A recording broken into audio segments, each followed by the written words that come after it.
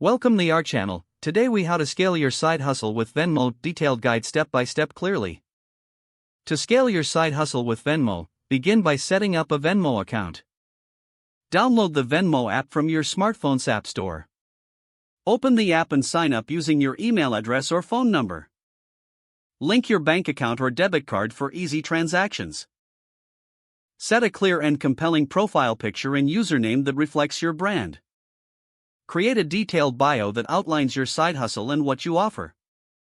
Once your account is set up, start promoting your Venmo link across your social media platforms. Encourage customers to use Venmo for payments by highlighting its convenience. Clearly state your payment policies on your website or social media pages. Offer promotions or discounts for customers who choose to pay via Venmo. Utilize Venmo's request feature to streamline payments from multiple clients. Send friendly reminders or invoices through the app when payments are due. Take advantage of Venmo's social feed to showcase satisfied customers and their testimonials. Consider creating branded images for your Venmo QR code to increase visibility. Display your Venmo QR code at physical locations, if applicable, to attract walk-in customers. Analyze your transaction history regularly to identify peak payment times and customer habits. Use this data to refine your marketing strategy and optimize your sales approach. Network with other side hustlers to share tips on maximizing Venmo as a payment method. Continuously update your offerings based on customer feedback received through Venmo. Stay informed about Venmo's latest features and updates to leverage them effectively.